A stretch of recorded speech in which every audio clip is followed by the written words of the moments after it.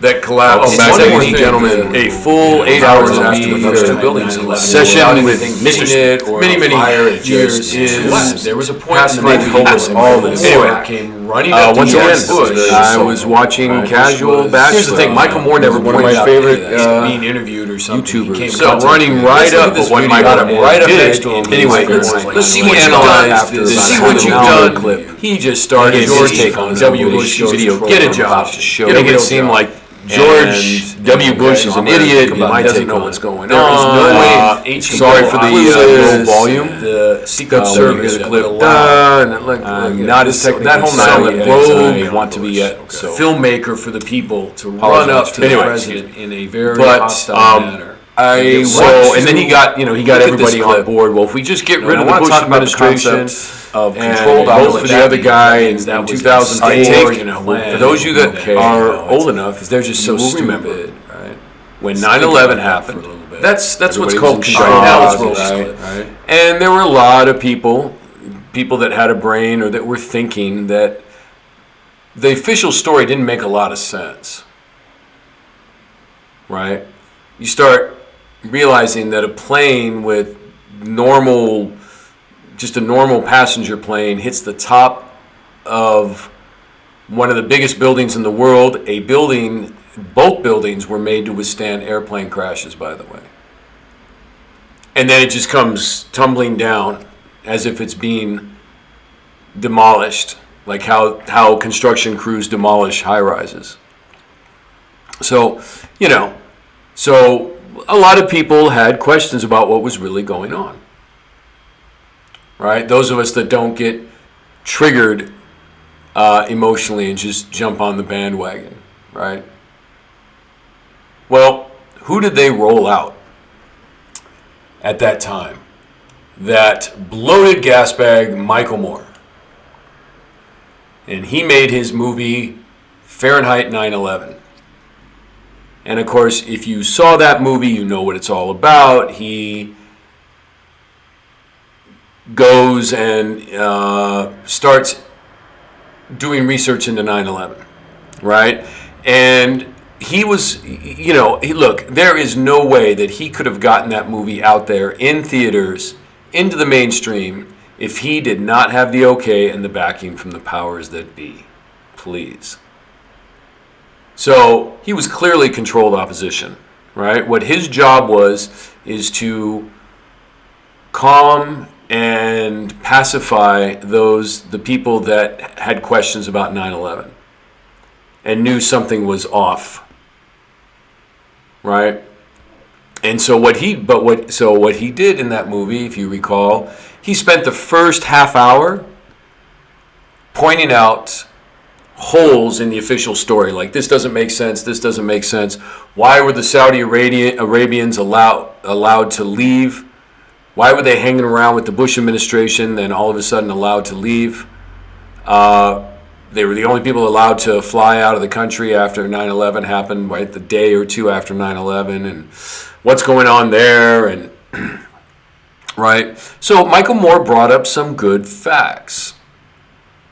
But then but not the important facts, by the way, right? Michael Moore never brought up or never came out with a second sequel to that movie, bringing out the real important facts about 9/11, such as Silverstein, right, who owned the Twin Towers, all of a sudden, a week before, bought this huge insurance policy on the Twin Towers.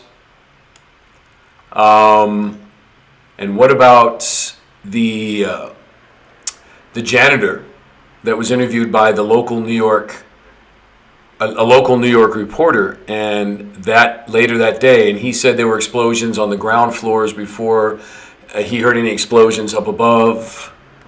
What about the 3 Israeli men that were filming the event across the river in New Jersey, were arrested by local New Jersey police? It was taken over by the feds. And Michael Chertoff, who was the Attorney General, I believe, that's his title at the time for the Bush administration, just happened to let those 3 Israelis go. Oh, and not to mention What is it, World Trade Center 7 or 5, the third building.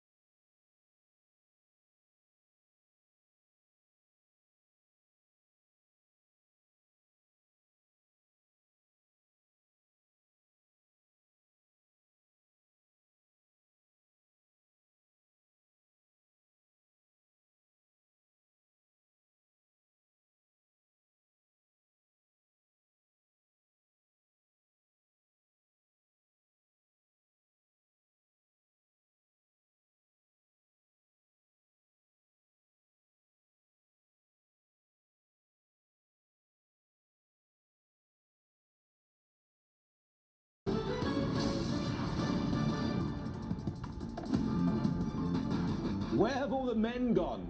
That sounds a bit odd when I ask that. Where has... Is it really that odd? He looks like he's looking for a big, strong man. manhood gone? Well, let's ask Betsy Hart, who is a writer and a broadcaster, a frequent guest on CNN and Fox News. She's in Chicago, a great city now. Welcome to you. Merry Christmas.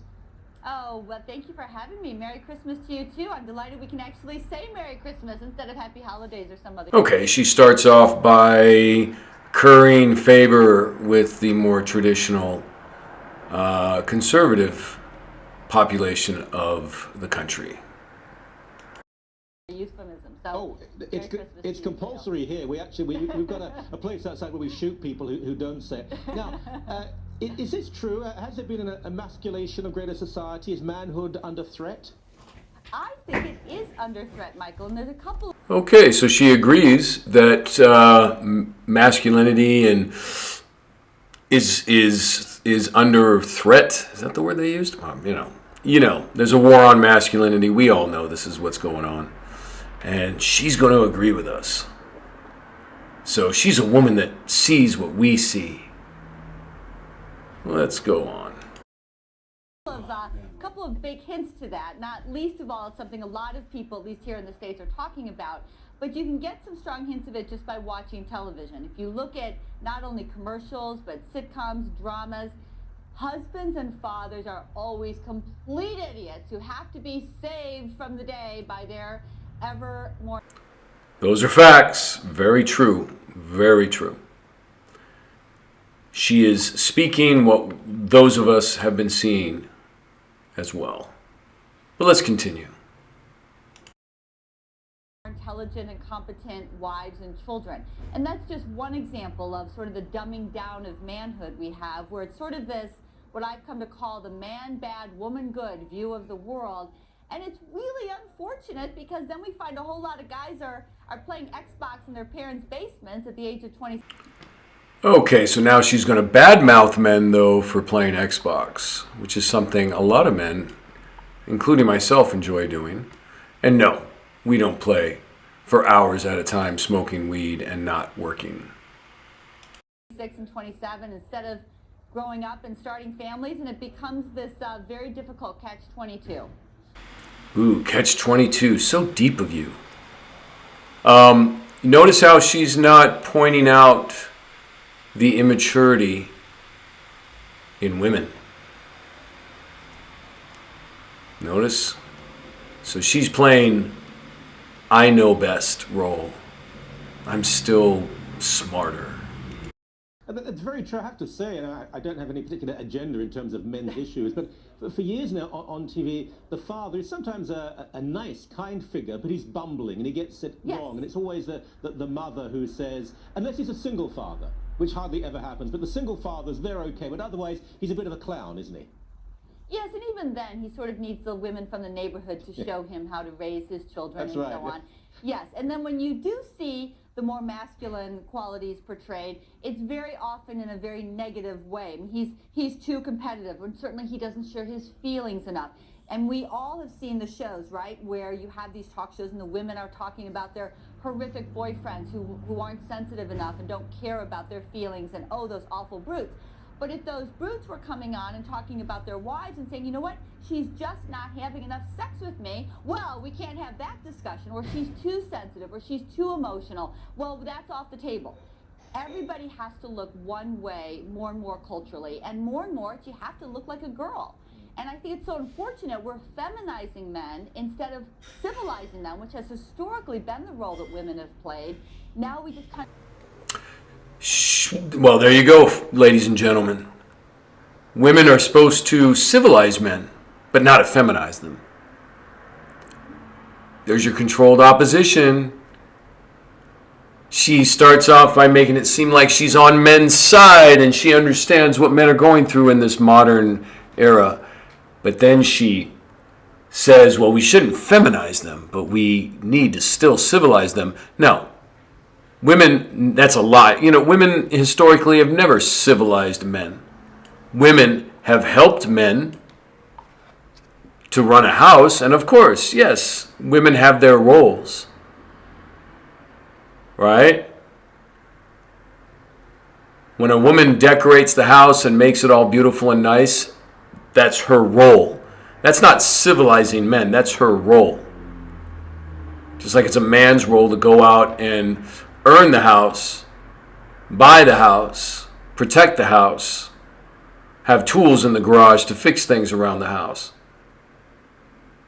But civilize us? I don't think so. We are what we are, men, and we are fine. We don't have to show our emotions. That's not being civilized. So I hope you guys see that the tactic that they're using here, and of course this cream puff of a interviewer is not doing anything to oppose this woman. So there's your controlled opposition. She makes it seem like she's on the side of men. She brings out some true facts about what's going on in this attack on men. But then she decides to say, she tells us, well, it's the role of women to civilize men. That is a lie. More feminist drivel. I want to make men into our best girlfriends, and I think it's very destructive for culture and family. Now, this is good. I'm not going to talk about she's not having enough sex with me, because my wife might be watching it, and it really will be a problem. But the idea of looking like a woman. Now, it's one thing to be groomed, to make sure that you don't smell bad. You know, I mean, I put on colognes and stuff like that. But this guy makes me sick. Right? He's implying and he's agreeing with her that men need to be civilized because we just stink, and if it wasn't for a woman, we wouldn't know how to clean ourselves and keep ourselves clean. Boys, have you ever, gentlemen, have you ever been on a date or with a woman and she, you know what I mean, she's not very hygienic, she stank? Yeah. I don't, you know what I'm getting at with this. Man, it makes me angry. There has been this tendency to almost blur the genders, where men, I don't mean they walk around saying, look at me, we're holding their muscles up, but they have become effete. Yeah, we definitely have gotten into this sort of, this melding, if you will, this homogenized look that I think is not necessarily particularly attractive. I tend to like manly looking men. But maybe that's just a signal of some other things that are going on in the culture when we really are sort of not valuing the more traditionally masculine qualities. And there's some reasons for that that don't have to do with feminism. I mean, we do have a economy now that really is beneficial to multitasking. It's more service oriented. We don't physically need the brawn that perhaps we once did. Notice how she's just pushing this disrespecting gynocentric by saying we don't utopia need their brawn anymore. That we're supposedly in our quote brawn that built getting more feminized because so that you could have this cushy little job and get on a TV screen. This was done about 4 years ago.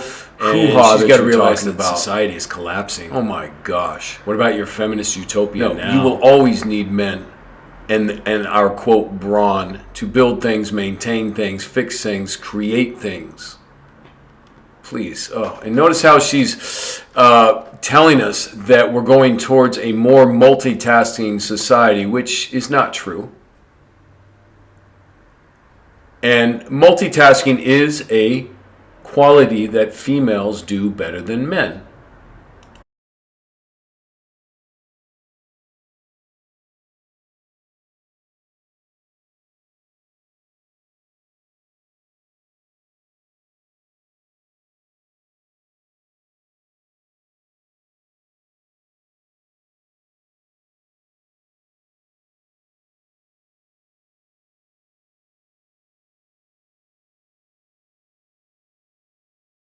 Women are excelling in high schools and colleges, at least here in the United States. There's this phenomenon of the super girl and all kinds of questions about where are the guys on college campuses, because it's the women who are applying more, getting in more, and then doing better once they get there.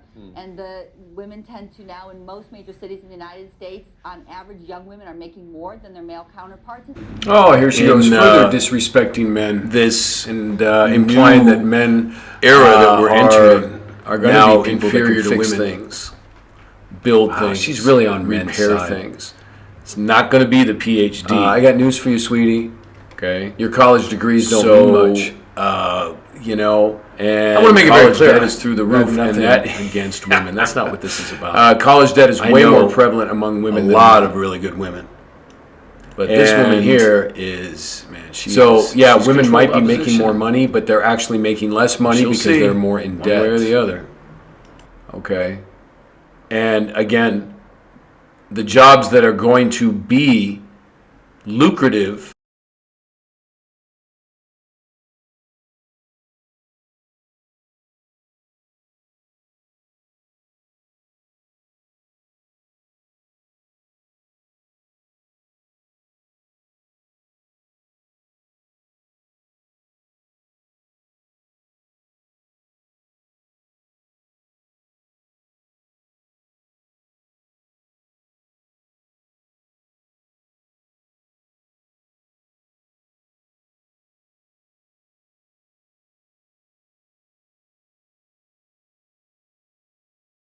on it goes.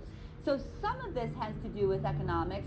Some of it has to do with a very feminist agenda that says the traditional male qualities of being competitive, of being a little more stoic, not always being so verbal, etc., are bad qualities.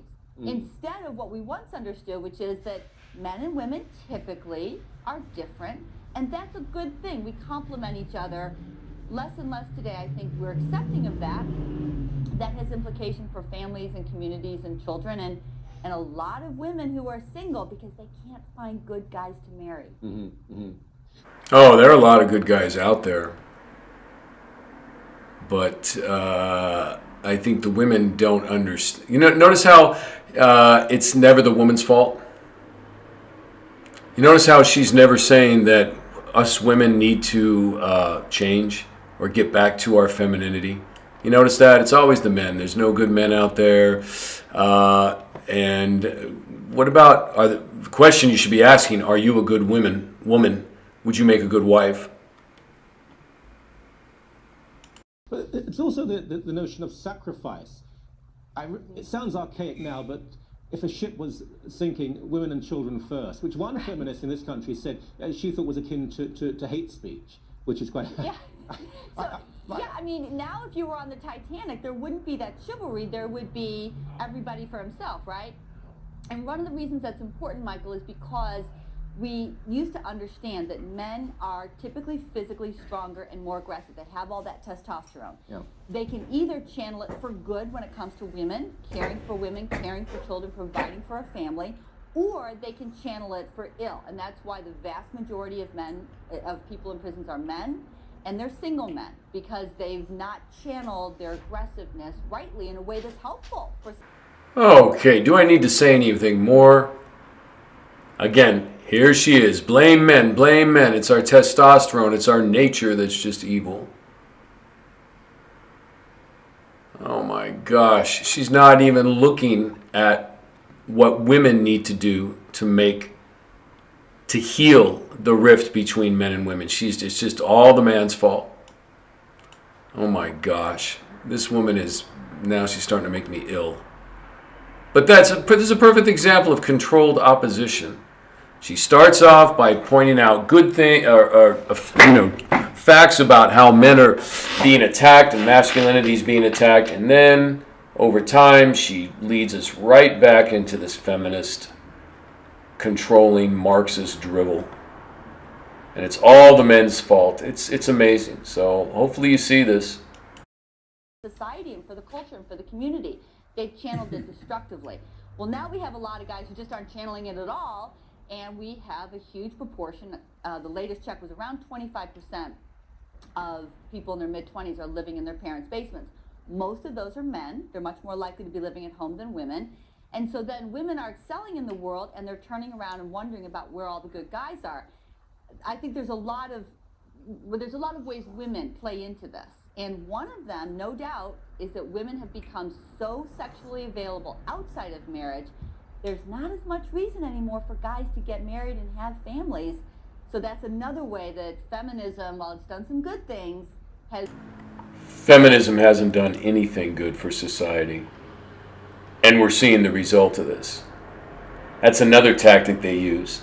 They'll say, well, yeah, extreme feminism is bad, but the original feminism was good. No, it was never good. Do your research. It was never good. There's nothing good about feminism. It really led to a whole lot of women in their 40s looking around and saying, where have all the good guys gone?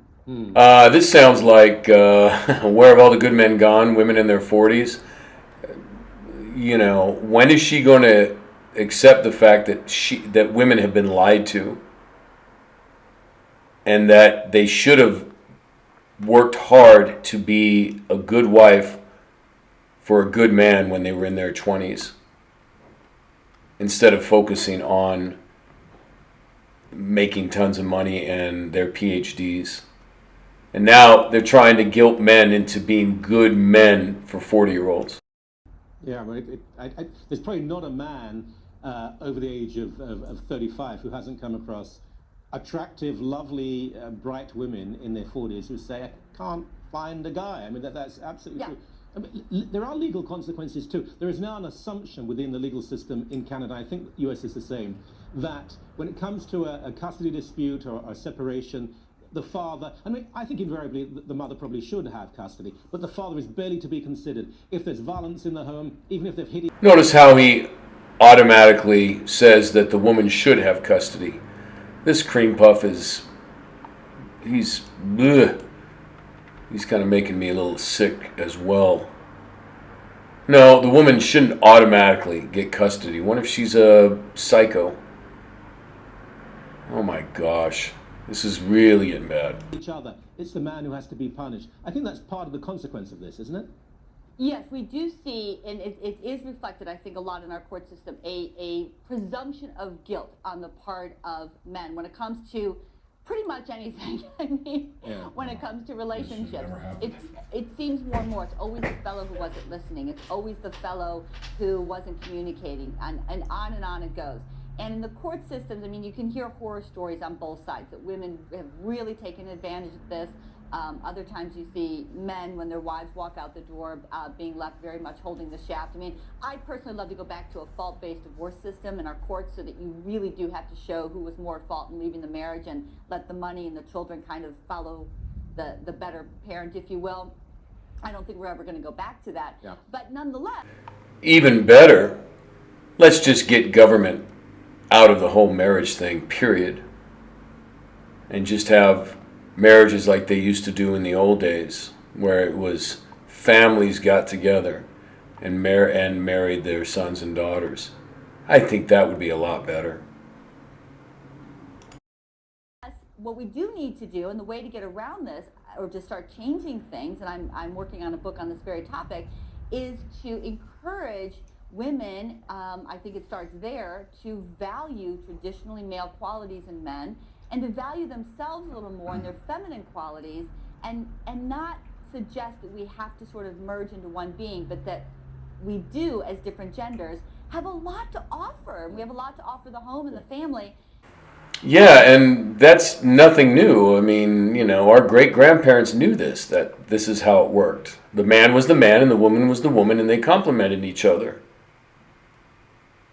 But what she's not telling you is that the man is supposed to be the head. You can't have two captains in a family, or on a ship, right? Somebody's got to be the boss. Controlled opposition, right? She says some good things, but then she's guiding us towards this kind of gynocentric, utopian society. I just hope you're seeing this. And we need to kind of be rebuilding respect for that. All right. I'm going to be a man here and say, you've got to be quiet now, because we've got... It's a real pleasure. Love to have you back on the show. That was terrific. Great. And again, have a wonderful Christmas. Thank you so much. Oh, thanks so much. Merry Christmas to you. Okay, ladies and gentlemen, you're dismissed. Class is over. Please like and subscribe, and we'll see you next time. All right, have a blessed day.